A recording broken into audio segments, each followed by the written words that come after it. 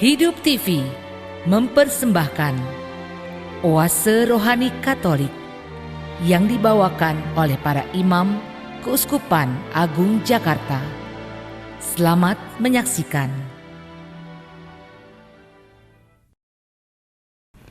Salam damai sahabat Oase Rohani Katolik yang terkasih, apa kabar?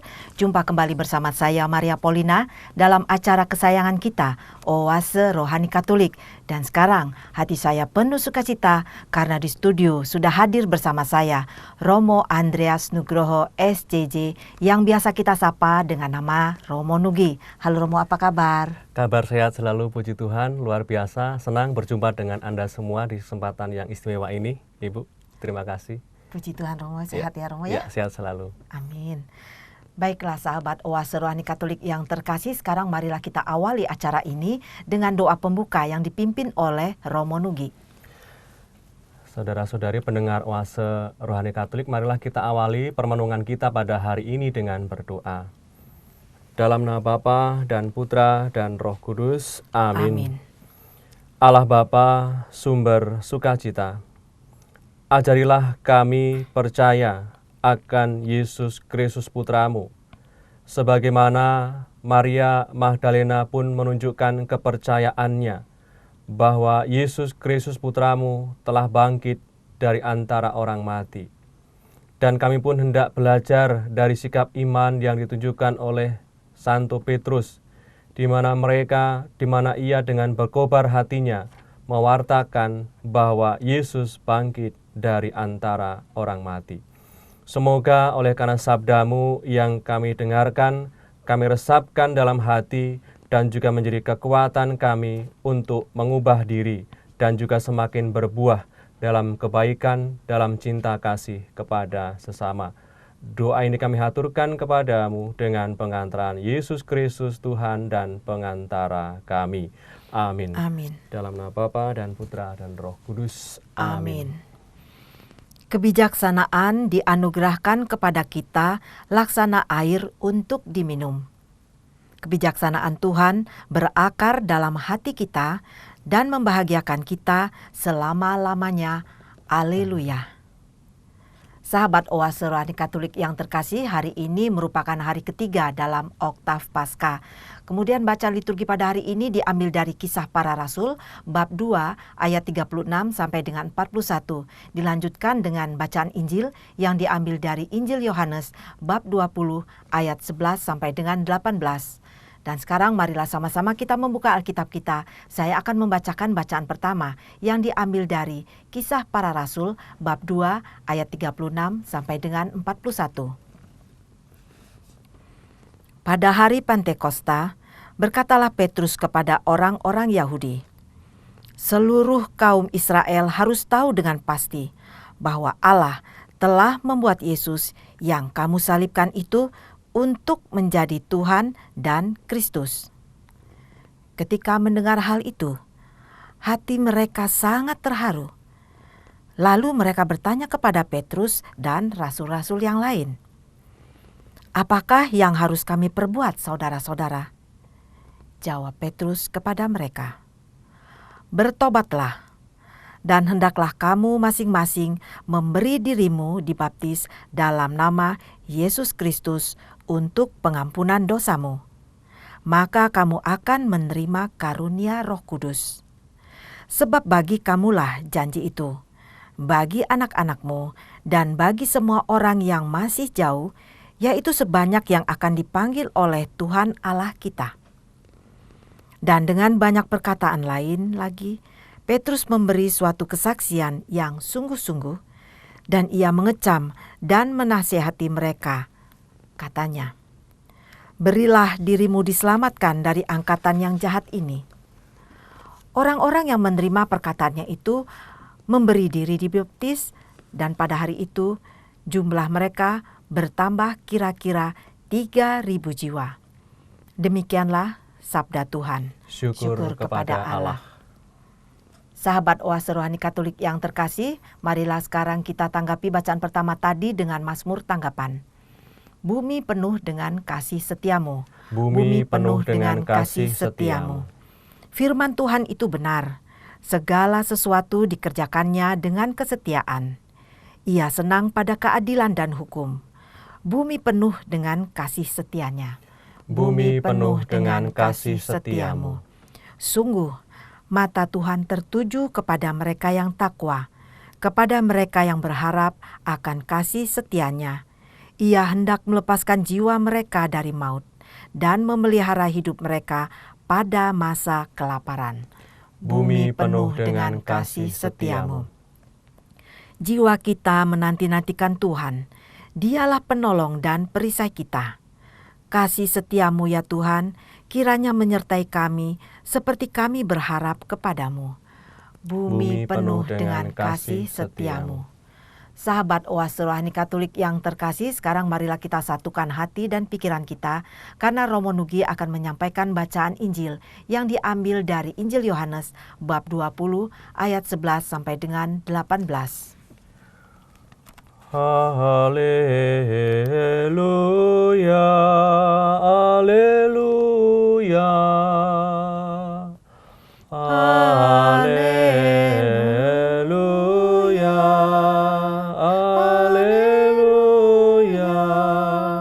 Inilah hari yang dijadikan Tuhan. Mari kita bersorak-sorai dan bersukacita karenanya.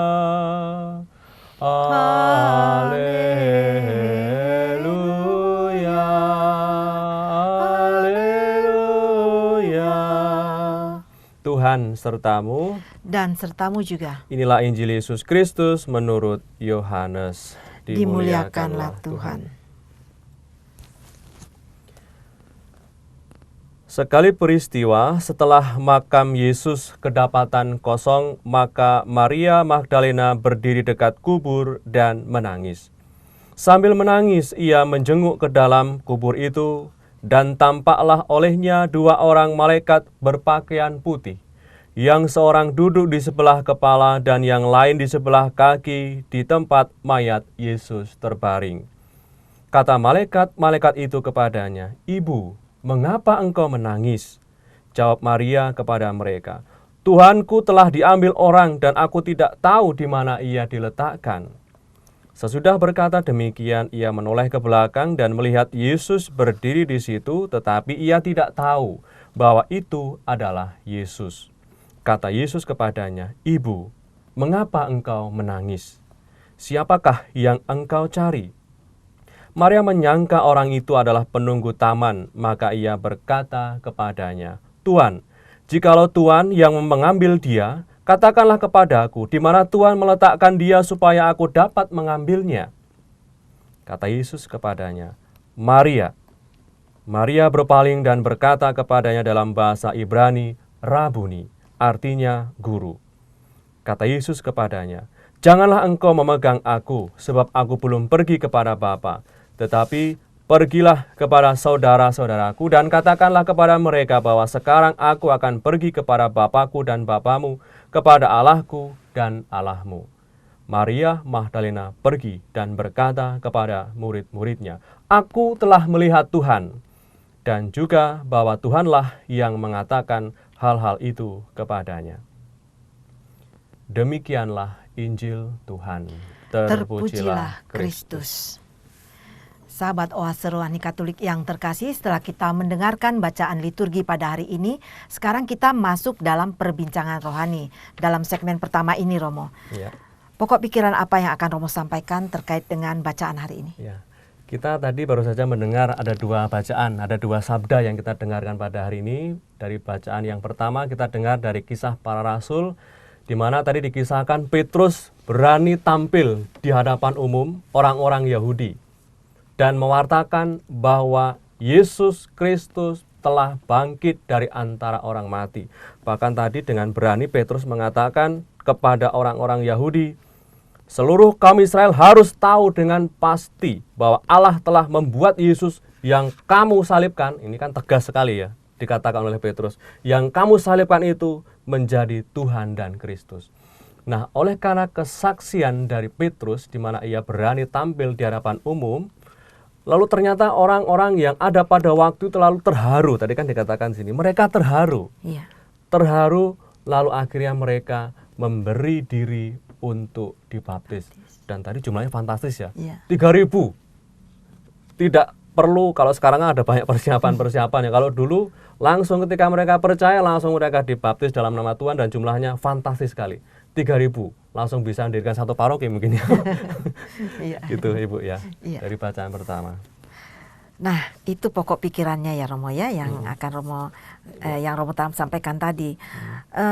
Kalau saya tangkap ya Romo ya, dari bacaan yang pertama ini, apakah benar di sini menyatakan bahwa pertobatan mutlak perlu untuk pengampunan dosa dan mendapatkan hidup yang kekal? Ya, pertobatan itu memang perlu. Dan pertobatan itu mengalir ketika orang menyadari sungguh kesalahan mereka.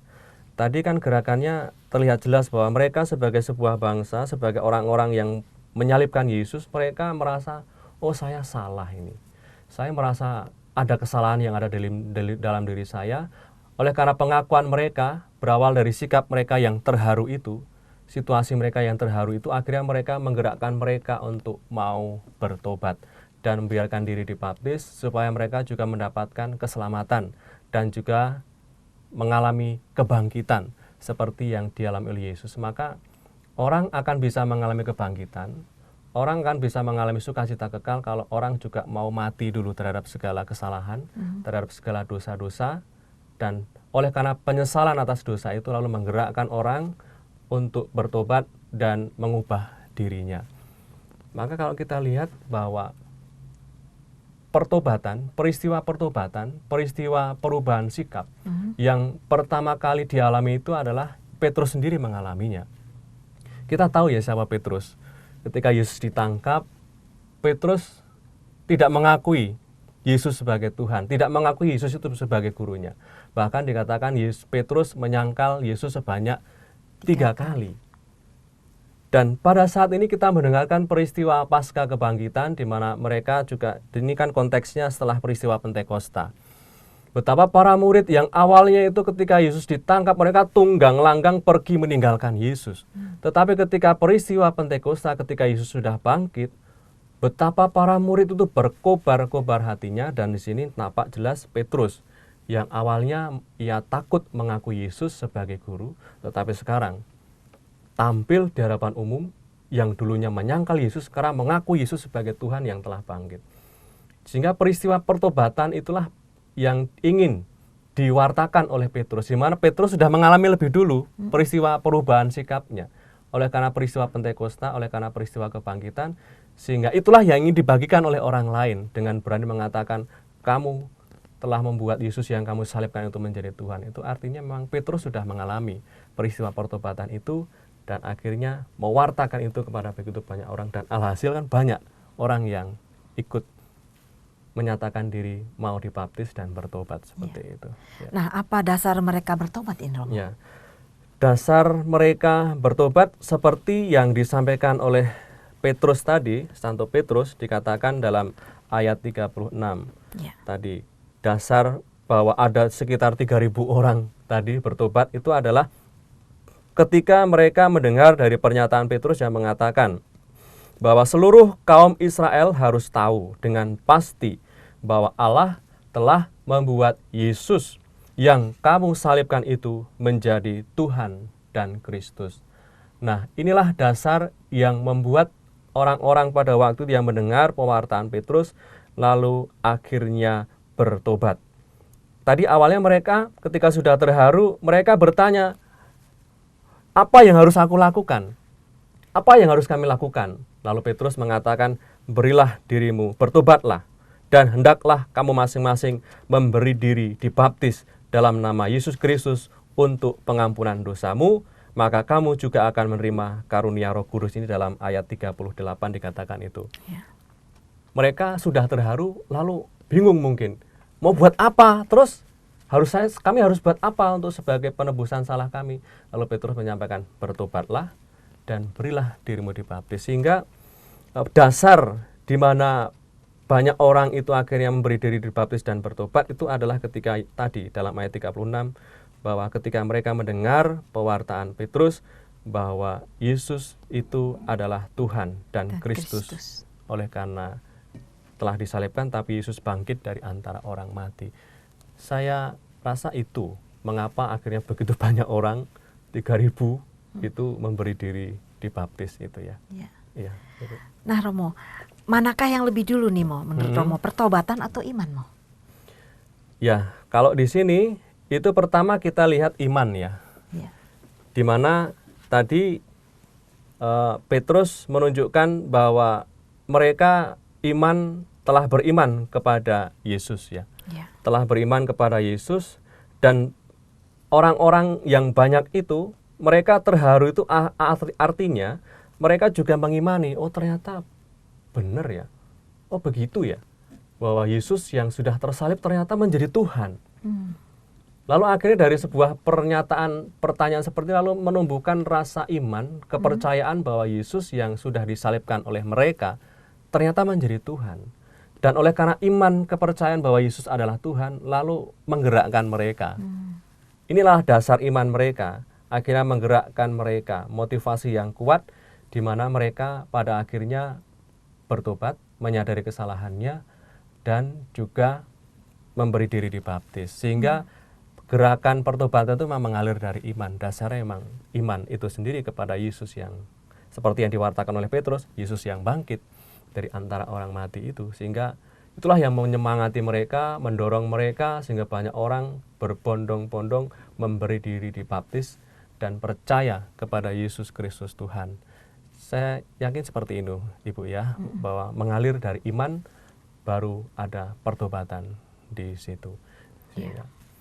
Nah, bagaimanakah sebaiknya Romo kita bersikap untuk menerima firman Allah melalui kuasa Roh Kudus ya Romo? Ya, tentu tadi kita bisa lihat bahwa kuasa Roh Kudus itu akan bisa dialami ketika orang juga mau datang kepada Tuhan dan membuka hati. Terbuka hatinya. Di mana tadi gerakannya kan sangat jelas bahwa bertobat. Tadi kan Petrus menunjukkan cara untuk pertobatan itu, di mana bertobatlah, hendaklah kamu masing-masing memberi dirimu dibaptis dalam nama Yesus untuk pengampunan dosa, maka kamu akan menerima karunia Roh Kudus. Sehingga pertama-tama orang harus membuka diri, memberi diri, itu artinya kan terbuka. Terbuka akan kehadiran Tuhan Yesus, meyakini bahwa Yesus itu adalah Tuhan. Dan ketika orang sudah mengakui dosa, maka di situ juga menerima karunia Roh Kudus. Dan ketika kita mengaku dosa, itu kan juga kita menerima karunia Roh Kudus berupa pengampunan dari Tuhan. Itu adalah sebuah kemurahan Tuhan yang diberikan kepada setiap orang beriman, bahwa setiap orang beriman yang mengaku diri berdosa, maka akan mendapatkan pengampunan itu. Ya, itulah sebagai suatu tanda, salah suatu ciri bahwa orang akan bisa mengakui diri bersalah kalau orang sungguh-sungguh beriman. Bagaimana orang bisa mengaku diri berdosa dan bersalah kalau ia tidak beriman kepada Tuhan? Lalu dia berdosa kepada siapa gitu ya? Maka gerakan orang bisa mengaku diri berdosa seperti yang kita renungan tadi, oleh karena mengimani Yesus sebagai Tuhan. Kalau sudah mengimani Yesus sebagai Tuhan, maka ia berdosa kepada Tuhan, bersalah kepada Tuhan, lalu akhirnya mendorong mereka untuk mengaku diri dan juga mengakukan kesalahannya, memohon diri dibaptis sebagai bentuk nyata pertobatan mereka dan menerima karunia Roh Kudus ya, berupa pengampunan itu. Karena mau datang kepada Tuhan. Oh, jadi pertama membuka diri dulu membuka diri. Terus kita yakin, terus baru kita menyadari itu, terus adanya pertobatan itu pertobatan, menerima karunia Roh Kudus kalau menurut bacaan yang kita menerima karunia Roh Kudus itu ya Romo ya. Dan di sini Romo di ayat 41 ya Romo, saya mau bertanya. Apa makna dari kata memberi diri dibaptis? Makna kata yang sebenarnya gitu Romo. Memberi diri dibaptis itu artinya mereka dengan penuh kebebasan ya. Dengan penuh kebebasan menerima Yesus sebagai Tuhan. Jadi artinya mereka datang sendiri, tidak ada paksaan. Tidak ada paksaan ya. Kalau saya memberi diri, misalnya ada sebuah kepanitiaan, lalu belum ada yang jadi ketua, belum ada yang jadi wakil ketua, belum ada yang jadi bendahara, lalu akhirnya Ibu Pauline datang, saya ingin menawarkan diri saya sebagai bendahara. Itu artinya ada sebuah kebebasan datang kepada Tuhan.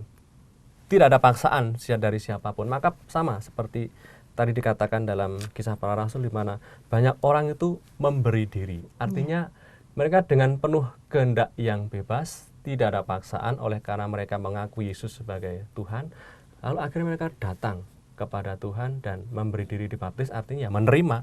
Baptis itu kan artinya menerima Yesus sebagai Tuhan, sebagai penyelamat, sebagai penebus mereka. Jadi di sini ada kesadaran dari diri sendiri, betul. Ya Romo ya. Ada kebebasan yang sungguh-sungguh mengalir dari mereka untuk mau datang, lalu akhirnya mengakukan dosa dan akhirnya mau dibaptis. Karena mereka datang sendiri, tidak ada paksaan di situ.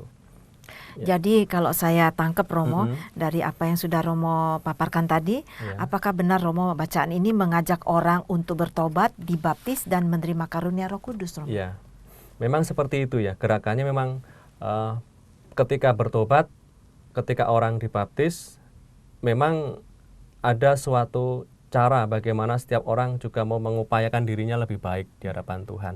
Sehingga ketika orang sudah dibaptis juga butuh pertobatan, atau juga bisa kalau mengalir dari sini, kalau berdasarkan bacaan pertama ini mereka mengalir dari iman dulu.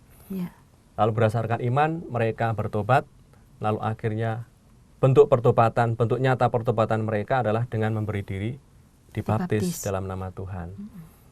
Tetapi kalau kita sudah dibaptis sebagai orang yang percaya kepada Yesus Tuhan, sebagai orang Kristen, kita tentu bertobat ketika kita menyadari kesalahan kita. Sebagai orang beriman, kita mengakui kesalahan kita, lalu kita datang kepada Tuhan, mohon pengampunan dalam sakramen pengampunan dosa, dan pada saat itu kita mendapatkan rahmat karunia Roh Kudus berupa pengampunan. Tetapi kalau berdasarkan teks bacaan pertama ini memang pertobatan itu memang mengalir dari iman, seperti yang dialami oleh bangsa Yahudi ini. Sehingga mereka memberi diri dibaptis, akhirnya mendapatkan pertobatan itu. Jadi ini ya Romo, untuk bacaan hari ini, bacaan yang pertama pada hari ini sungguh luar biasa ketika memberikan kesadaran bagi kita juga agar kita datang kepada Yesus untuk menyadari di mana letak kesalahan kita, kemudian kita bisa menerima apa yang dikaruniakan Roh Kudus, begitu Romo? Iya, betul. Karena kalau kita renungkan seperti ini ya, saudara-saudari dan Ibu Pauline, bahwa kasih Tuhan Yesus itu melampaui kekurangan dan kelemahan manusia. Dan kasih Tuhan itu sangat nyata dialami oleh Petrus sendiri, di mana ia lemah. Ia pernah menyangkal Yesus 3 kali, coba bayangkan itu. Orang yang sudah dekat dengan Yesus, akhirnya ketika Yesus ditangkap, dia tidak mengakui bahwa Yesus adalah gurunya, Yesus adalah Tuhan. Tetapi ternyata kasih Tuhan itu melampaui segala kelemahan dan keterbatasan kita, dan itulah yang dialami oleh Petrus. Tetapi bila setiap orang mau terbuka akan kasih-Nya, maka manusia atau kita yang punya kekurangan dan kelemahan pun bisa digunakan olehnya untuk menjadi alat kasih-Nya. Petrus misalnya tadi, di mana Petrus terbuka, mengakui kesalahannya. Tetapi oleh karena ia mau terbuka, maka akhirnya kasih Tuhan itu lebih kuat daripada kekurangan-kekurangan dan kelemahan. Tapi ternyata Petrus, kita tahu, dipakai oleh Tuhan sebagai pemimpin para rasul dan juga sebagai pewarta kebangkitan kepada semakin banyak orang.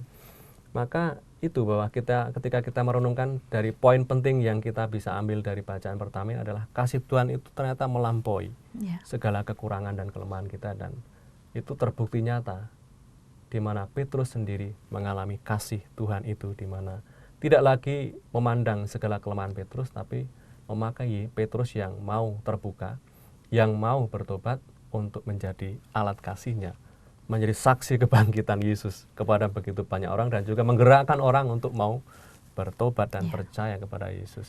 Itu. Semoga kita juga mendapatkan kasih Allah itu ya Romo ya. Betul. Seperti halnya Petrus. Apalagi pada masa Paskah ini ya, kita yakin bahwa Yesus telah bangkit, inilah menjadi kekuatan kita. Yesus melampaui segala kelemahan dan kekurangan kita. Itu. Ya, luar biasa Romo. Kasih Allah melampaui segala kelemahan dan keterbatasan kita. Ya, betul. Luar biasa Romo ya. Ya. Ini sekarang kita jeda sebentar ini Romo. Oke, baik ya. Baiklah sahabat Oase Rohani Katolik yang terkasih, sekarang kita jeda sebentar. Sebelum kita melanjutkan pada perbincangan berikutnya, saya informasikan bila ada yang ingin bertanya seputar iman Katolik Anda, dapat menghubungi kami melalui SMS di nomor 0882 9019 0900 atau ke alamat email kami orkkaj@yahoo.com.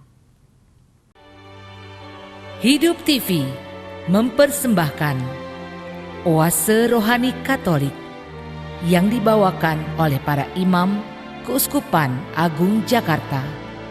Selamat menyaksikan. Masih bersama Romo Andreas Nugroho SJJ dan saya Maria Polina dalam acara Oase Rohani Katolik. Terima kasih bagi pemirsa ataupun pendengar yang baru saja bergabung di acara ini.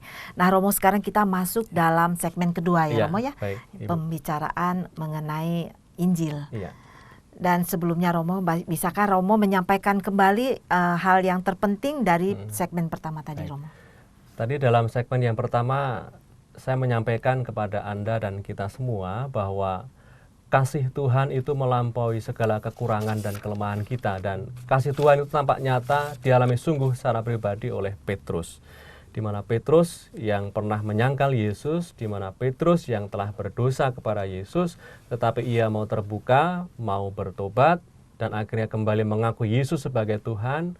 Dan oleh karena pertobatan pribadi ini, dan oleh karena pengakuan Yesus sebagai Tuhan yang bangkit dari antara orang mati, itulah menjadi kekuatannya untuk mewartakan kebangkitan Tuhan kepada begitu banyak orang. Sehingga banyak orang juga bangkit dari segala kelemahannya. Banyak orang juga mengaku Yesus sebagai Tuhan dan akhirnya beri diri dibaptis. 3.000 orang akhirnya mengakui bahwa Yesus Kristus adalah Tuhan. Sehingga kita lihat di sini kata kunci dari bacaan pertama tadi, segmen pertama tadi adalah kasih Tuhan itu melampaui segala kekurangan dan kelemahan manusiawi kita. Selalu ada kesempatan bagi setiap orang mau datang dan mau bertobat kepada Tuhan. Saya rasa itu ya dari bacaan pertama tadi. Dan mengenai bacaan Injil, kabar sukacita apa yang akan Romo sampaikan di sini Romo? Ya. Tadi dalam bacaan Injil kita mendengarkan kisah kebangkitan Tuhan, di mana Yesus yang bangkit menampakkan diri kepada Maria Magdalena. Dan tadi kita lihat bahwa ada semacam alur kisah kebangkitan itu dari setiap peristiwa yang kita renungkan. Memang kalau kita renungkan dalam setiap peristiwa kebangkitan, peristiwa penampakan Yesus yang bangkit, entah itu kepada para murid dan juga kepada yang akan kita renungkan pada hari ini kepada Maria Magdalena, memang setidaknya ada 3 unsur utama hingga orang sampai pada suatu keyakinan dan sebagai suatu keputusan diri untuk akhirnya mau bersaksi akan Yesus yang bangkit itu. Tadi kita lihat bahwa unsur yang pertama misalnya, bahwa ketika mendapatkan penampakan atau Yesus yang bangkit itu, mereka atau ia yang mendapatkan peristiwa penampakan itu tidak serta-merta mengenali bahwa itu adalah Yesus yang bangkit. Seperti misalnya kalau kita bandingkan dengan perikop yang lain dalam Injil Lukas, misalnya ketika para murid kembali ke Emmaus setelah mereka kecewa oleh karena Yesus telah ditangkap dan akhirnya diadili dan wafat, akhirnya para murid kembali ke Emmaus, artinya kembali ke kehidupan mereka. Dan di dalam perjalanan pulang, Yesus bersama dengan mereka. Tetapi mereka menyangka Yesus itu sebagai seorang pengembara. Mereka tidak sadar bahwa itu adalah Yesus. Tapi ketika sampai ke suatu rumah, lalu akhirnya Yesus memecah roti, dan pada saat itu para murid mengenali bahwa itu adalah Tuhan. Sama seperti dalam bacaan Injil hari ini, bahwa Maria Magdalena itu tidak serta-merta memahami, serta-merta mengakui dan juga tahu dan sadar bahwa itu adalah Yesus. Tadi dikatakan bahwa Maria menyangka bahwa itu adalah penunggu taman. Tadi dikatakan dalam Injil Yohanes dikatakan bahwa ternyata Tuhan, jikalau tadi dikatakan bahwa Maria menyangka orang itu adalah penunggu taman, padahal itu adalah Tuhan Yesus yang bangkit. Maka ketika orang mengalami penampakan Yesus yang bangkit, orang tidak serta-merta mengenali bahwa itu adalah Tuhan. Para murid juga mengalami, Maria Magdalena yang kita dengarkan, kita renungkan pada hari ini juga mengalami itu. Tidak serta-merta Maria mengenali bahwa Yesus adalah Tuhan. Lalu unsur yang kedua ketika mengalami penampakan Yesus yang bangkit adalah ada dialog. Ada sapaan pribadi dari Tuhan terhadap orang yang mendapatkan penampakan itu. Tadi dialog iman itu terjadi antara Maria Magdalena dengan Yesus Tuhan. Di mana Yesus tadi pertama-tama membuka percakapan itu. Ibu, mengapa engkau menangis? Siapakah yang kau cari? Lalu Maria menyangka Yesus adalah penunggu taman. Lalu Maria menjawab, Tuhan, jikalau Tuhan, ini malah menuduh Yesus, menuduh penunggu taman. Jikalau Tuhan yang mengambil dia, katakanlah kepadaku di mana Tuhan meletakkan dia supaya aku dapat mengambilnya. Lalu akhirnya Yesus mengatakan, Maria. Lalu pada saat itu yakinlah bahwa itu adalah Tuhan. Sehingga pada awalnya orang tidak mengenali. Lalu ternyata Yesus Tuhan tidak berhenti di situ. Ada dialog iman untuk menghantar orang pada suatu keyakinan bahwa Yesus adalah Tuhan yang sudah bangkit dari antara orang mati. Maka dialog iman inilah atau sapaan pribadi inilah cara yang dipakai oleh Tuhan Yesus supaya membantu orang untuk percaya agar semakin mengenali dengan benar bahwa Yesus telah bangkit dari antara orang mati. Sehingga Tuhan Yesus tidak hanya berhenti pada kalau kamu tidak kenal saya ya sudah, tidak seperti itu. Tetapi ternyata Yesus dengan sabar membimbing, mengarahkan sama seperti peristiwa di Emmaus itu. Yesus dengan sabar membimbing mereka dengan suatu ingatan bahwa Yesus memang harus mengalami sengsara, wafat, dan akhirnya bangkit. Dan kesabaran Yesus inilah yang juga ingin kita lihat di sini bahwa ada dialog iman, ada sapaan pribadi dari Tuhan Yesus sendiri.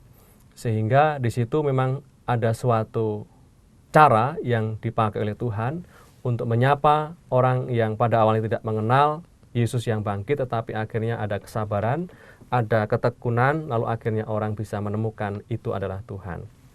Sehingga unsur yang kedua itu adalah dialog iman terjadi di situ. Lalu unsur yang ketiga adalah peristiwa penampakan itu membuat orang mulai memberikan kesaksian. Di mana ketika Maria sudah sadar dan mengakui, tadi dikatakan dalam kalimat yang terakhir, aku telah melihat Tuhan. Ketika peristiwa Maria meyakini bahwa Tuhan telah bangkit, dan itulah yang diwartakan, sehingga Maria memberikan kesaksian. Sehingga setiap penampakan itu juga harus sampai pada sebuah perubahan sikap, perubahan hidup.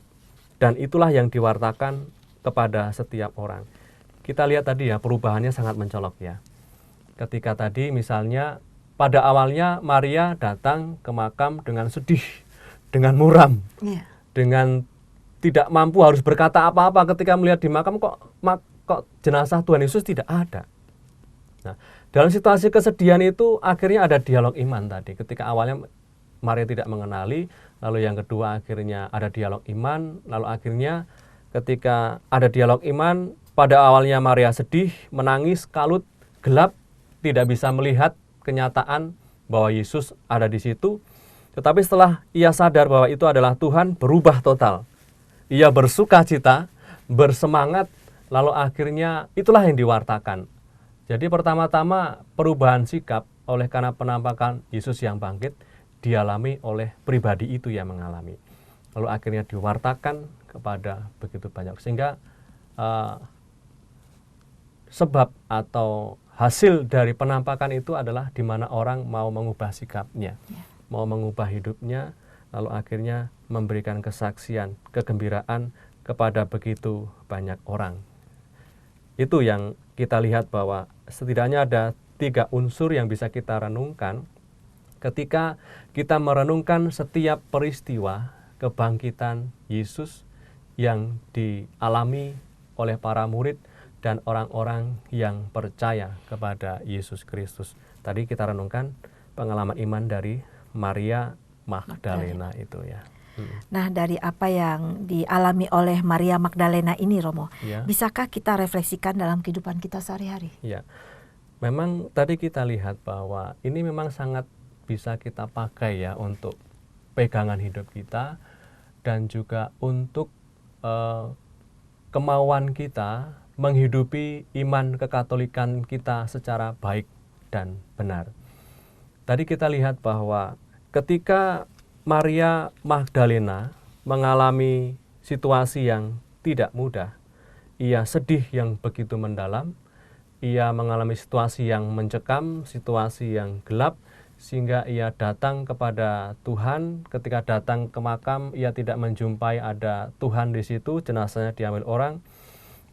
Di situ ada suatu kesedihan yang mendalam. Memang kalau kita renungkan dalam hidup kita, dalam hidup Anda dan juga saya, ketika kita mengalami situasi yang gelap, situasi yang mencekam, kesedihan yang begitu dalam terkait dengan keluarga, terkait dengan relasi, terkait dengan persoalan-persoalan hidup, kita memang seringkali tidak mampu melihat adanya Tuhan di situ. Kendatipun kita mengaku diri sebagai orang beriman. Tetapi sangat bisa jadi bahwa ketika kita mengalami persoalan, mengalami kesulitan, kita tidak mampu pada saat itu juga mengenali ada Tuhan yang selalu menyertai kita. Tetapi yang ditunjukkan oleh Maria Magdalena itu juga menjadi kekuatan kita. Kendatipun kita mengalami pergumulan, persoalan hidup, di mana kita sungguh-sungguh susah payah menghadapi persoalan itu, memang kita tidak serta-merta mengenali Tuhan hadir di situ, sama seperti Maria Magdalena tadi. Tidak kenal, apalagi mengakui kehadiran Tuhan, kan? Tetapi dalam situasi yang demikian itu, maukah kita tetap mau datang kepada Tuhan dan menyampaikan kegelisahan, kesedihan, persoalan hidup kita, dan di dalam doa dan dialog dengan Tuhan, dengan segala persoalan yang kita hadapi, kita bisa mengenali dan meyakini hadirnya Tuhan, seperti Maria Magdalena mengenali dan meyakini hadirnya Tuhan di situ.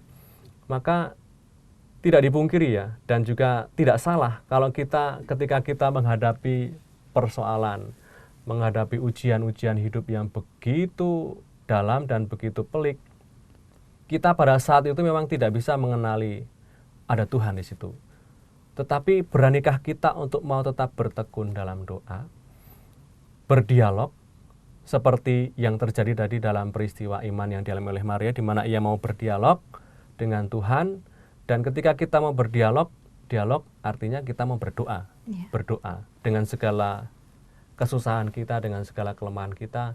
Di situ kita akan menemukan bahwa Tuhan hadir di dalam setiap pergumulan kita. Memang tidak pada saat ketika kita mengalami itu, tapi ketika kita tetap bertekun dalam doa, lalu kita bisa mengenali, aku telah melihat Tuhan dalam persoalan hidup, seperti Maria Magdalena tadi ketika mengalaminya. Seperti itu yang bisa kita, untuk hidup kita ya, untuk pesan hidup kita, berangkat dari pengalaman Maria Magdalena tadi.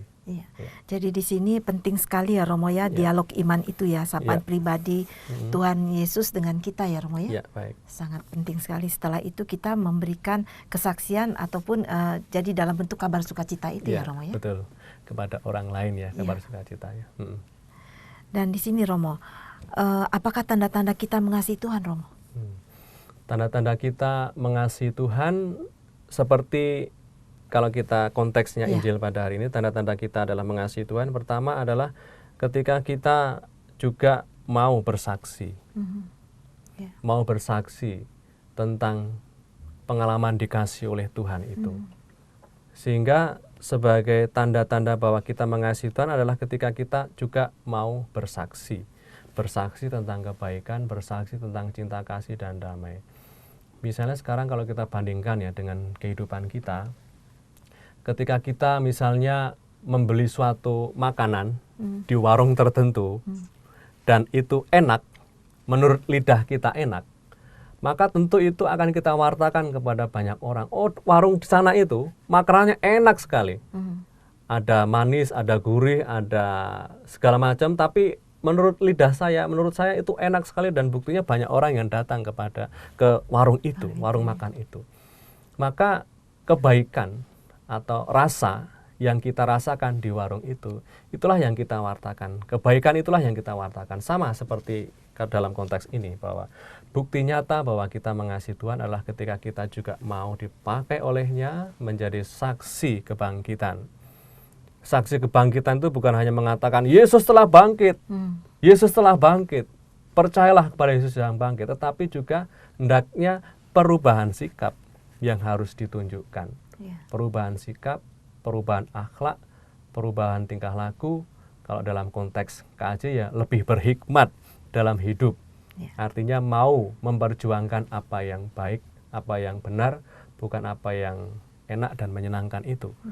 Artinya memang itu, bahwa tanda kasih kita kepada Tuhan adalah ketika kita mau menjadi saksi kebangkitan itu lewat tutur sapa kita, lewat tindakan kita, lewat pilihan-pilihan hidup kita yang menunjukkan bahwa Yesus itu telah bangkit di dalam hidup kita.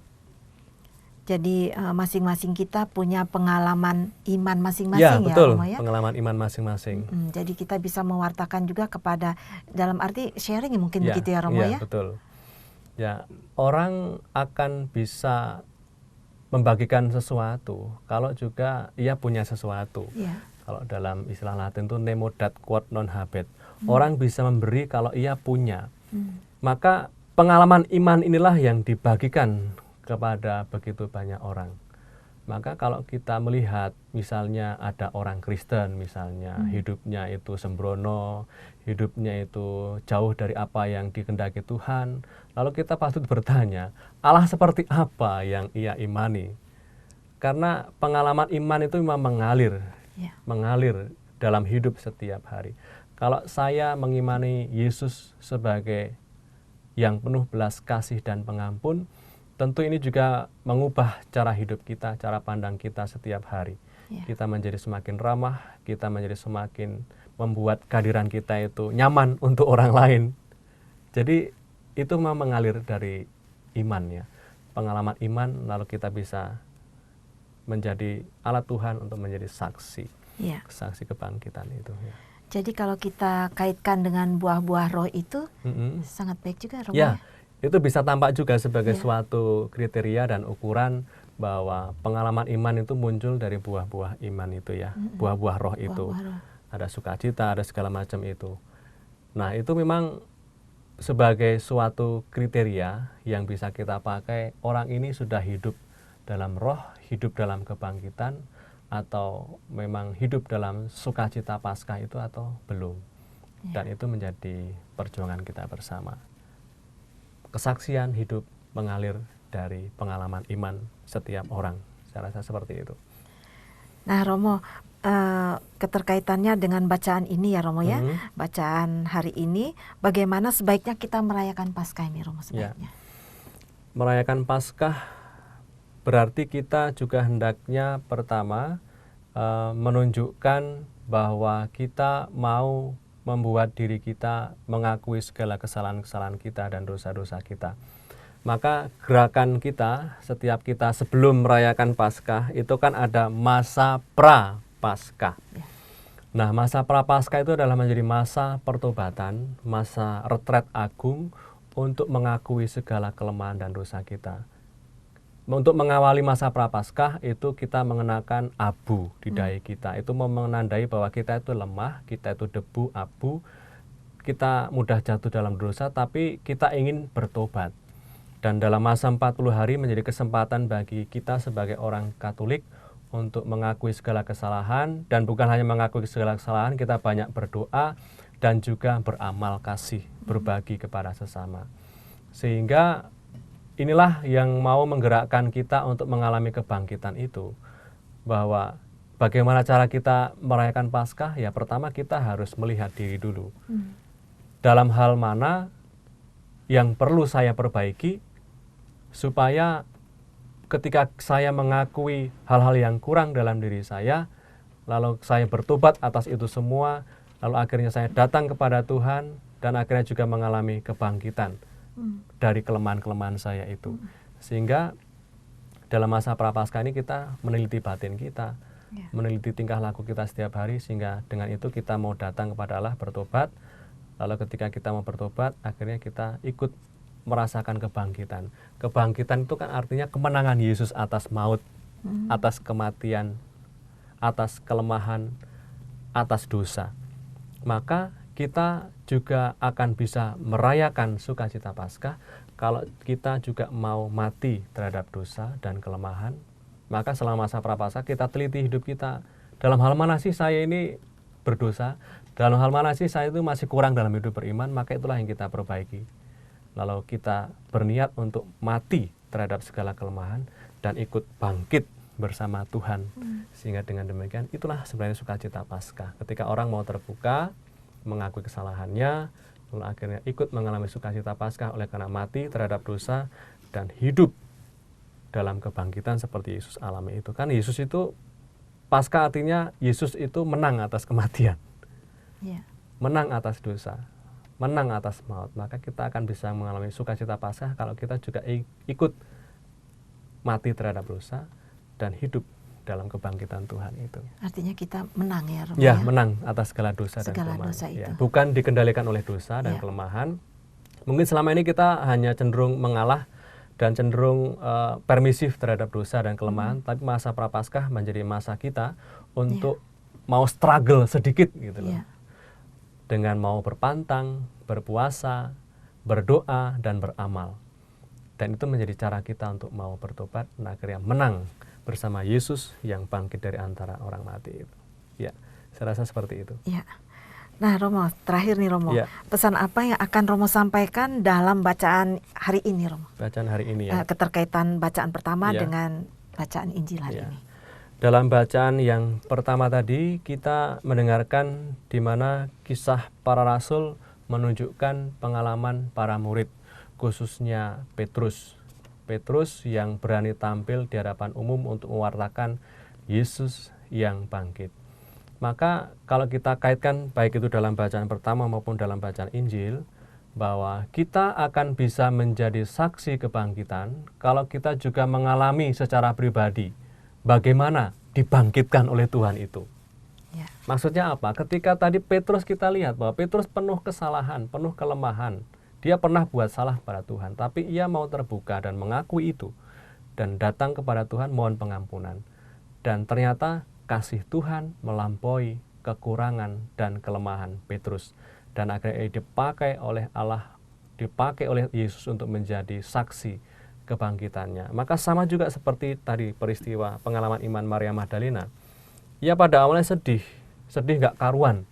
Tetapi ketika di situ ada dialog iman, maka di situ ada semangat, ada kekuatan bahwa Yesus tidak meninggalkan dia. Yesus bangkit dari antara orang mati, dan itulah yang diwartakan kepada begitu banyak orang. Maka kita akan menjadi saksi kebangkitan kalau kita mengalami secara pribadi bahwa kita telah dibangkitkan oleh Yesus itu. Bagaimana caranya dibangkitkan oleh Yesus? Artinya kita yakin bahwa kasih itu melampaui kelemahan dan kekurangan kita. Dan oleh karena pengalaman diampuni, pengalaman dicintai oleh Tuhan, inilah yang menjadi kesaksian kita untuk mewartakan Yesus telah bangkit. Sama seperti Petrus mengatakan Yesus telah bangkit. Maria mengatakan juga Yesus telah bangkit. Karena apa? Karena mereka secara pribadi lebih dulu dicintai, lebih dulu mengenali Yesus ada, bangkit dari antara orang mati, dan Yesus diyakini dan dirasakan sudah mengampuni dan memaafkan mereka, dan akhirnya mereka dipakai untuk menjadi alatnya. Saya rasa mengalir dari pengalaman pribadi dan menjadi saksi kebangkitan itu. Iya. Ya. Jadi sesuai dengan Mazmur tanggapan hari ini, Romo. Betul, ya. Bumi penuh dengan kasih setiamu. Ya, bumi penuh dengan kasih setia Tuhan, ya. Bahwa kasih setia Tuhan itu melampaui segala kekurangan dan kelemahan manusiawi kita. Ya. Itulah menjadi kekuatan dan harapan kita sebagai orang Katolik. Ya. Tidak berputus asa, tetapi tetap berpengharapan bahwa kasih setia Tuhan tetap menyertai dan menguatkan hidup kita. Tinggal kita mau nggak datang kepada Tuhan, mengakui segala dosa dan kelemahan kita. Mesti berbesar hati ya. Berbesar hati bahwa Tuhan pengasih dan penyayang. Amin, Romo ya. Dan sekarang kita sudah di penghujung acara ini, Romo. Baik. Baiklah sahabat Oase Rohani Katolik yang terkasih, sekarang kita sudah di penghujung acara dan marilah kita akhiri acara ini dengan doa penutup yang dipimpin oleh Romo Nugi. Kemudian dilanjutkan dengan memohon berkat kasih karunia Tuhan melalui Romo Nugi. Saudara-saudari pemirsa Oase Rohani Katolik yang dikasihi Tuhan, marilah kita tutup rangkaian permenungan kita pada hari ini dengan berdoa dan juga mohon berkat Tuhan. Marilah kita berdoa. Dalam nama Bapa dan Putra dan Roh Kudus. Amin. Allah Bapa yang Maha Kuasa, kami bersyukur lewat sabda yang boleh kami renungkan dan resapkan pada hari ini. Kami meyakini bahwa Engkau tidak pernah meninggalkan kami seorang diri. Lewat peristiwa iman yang dialami oleh Maria Magdalena, kami meyakini bahwa Yesus Kristus Putramu yang bangkit itu tidak pernah meninggalkan kami seorang diri, tetapi selalu menyertai kami, menguatkan kami, dan juga memampukan kami untuk hidup secara lebih baik. Semoga rahmat kebangkitan Yesus Kristus Putramu juga membangkitkan semangat kami untuk mengubah diri, sehingga dengan demikian kami kau mampukan menjadi saksi kasih-Mu di tengah keluarga kami, di tengah pekerjaan kami, di setiap kehidupan kami. Doa ini kami haturkan kepadamu dengan pengantaran Yesus Kristus Putra Tuhan kami, yang hidup dan meraja bersama Engkau dalam persekutuan Roh Kudus Allah kini dan sepanjang segala masa. Amin. Amin. Tuhan sertamu. Dan sertamu juga. Kita semua yang hadir dan juga Anda semua yang mendengarkan permenungan Oase Rohani Katolik diberkati oleh Allah yang Maha Kuasa, Bapa dan Putra dan Roh Kudus. Amin. Demikianlah sahabat Oase Rohani Katolik yang terkasih, usai sudah acara Oase Rohani Katolik pada hari ini. Semoga apa yang sudah kita dengar tadi dapat menjadikan iman kita bertumbuh dan menghasilkan buah yang baik. Akhir kata, saya Maria Paulina dan Romo Andreas Nugroho SJJ pamit undur diri. Damai Tuhan selalu menyertai kita semua. Mari amalkan Pancasila. Kita berhikmat, bangsa bermartabat. Demikianlah Oase Rohani Katolik yang dibawakan oleh para imam Keuskupan Agung Jakarta. Tuhan memberkati.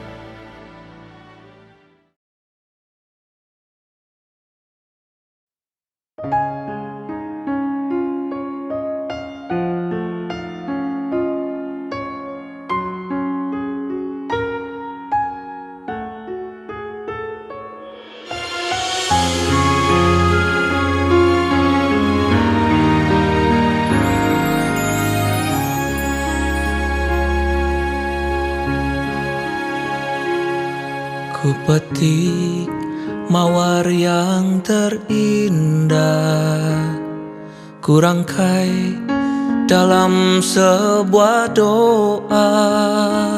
Ku cinta dan hormat kepadamu, Bundaku, kekasihku.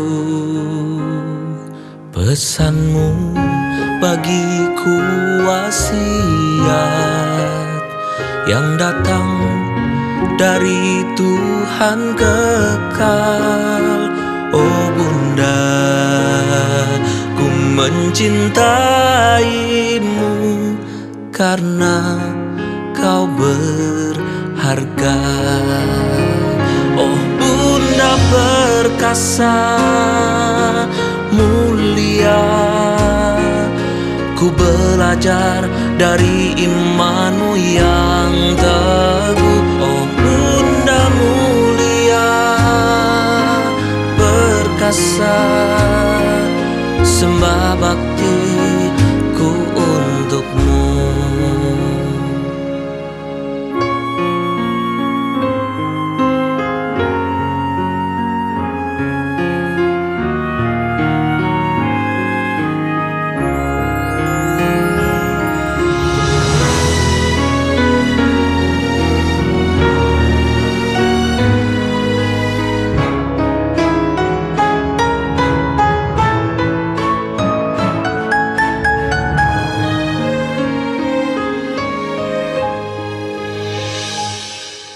Pesanmu bagiku wasiat yang datang dari Tuhan kekal. Oh Bunda, ku mencintaimu karena kau berharga.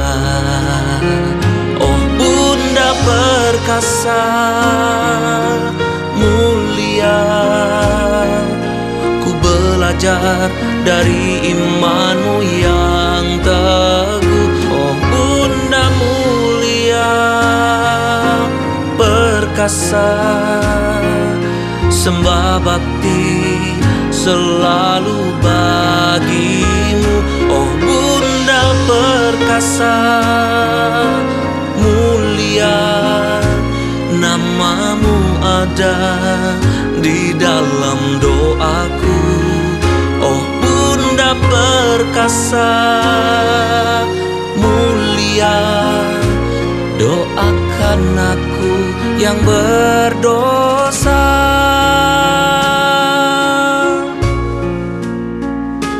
Doakan aku yang berdosa.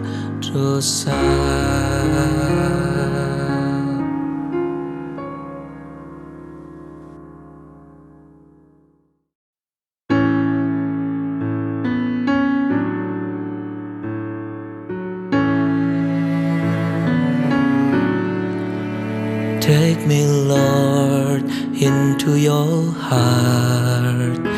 Take me, Lord, till I'm fulfilled. Save my life, for you are God. I survive, 'cause you are near. You're the one that I adore. Fill my cup so I'll be blessed.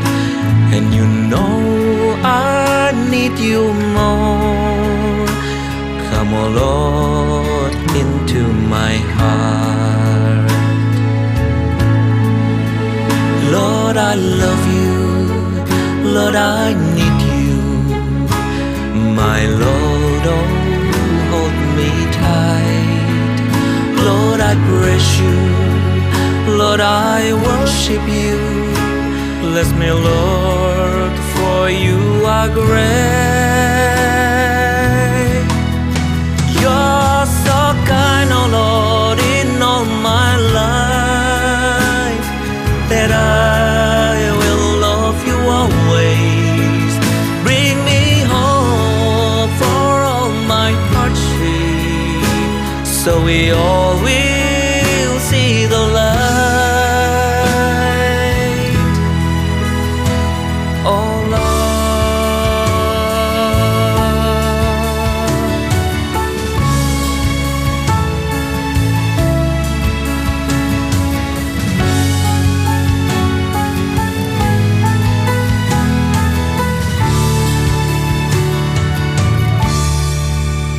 for you know that I love you with all my heart and mind. Fill me, Lord, with all your blessings, so I know that you are near. Lord, I love you. Lord, I need you. My Lord, oh, hold me tight. Lord, I praise you. Lord, I worship you. Bless me, Lord, for you are great. You're so kind, oh Lord, in all my life, that I will love you always. Bring me hope for all my hardship, so we all will see the light. You're so kind, oh Lord, in all my life, that I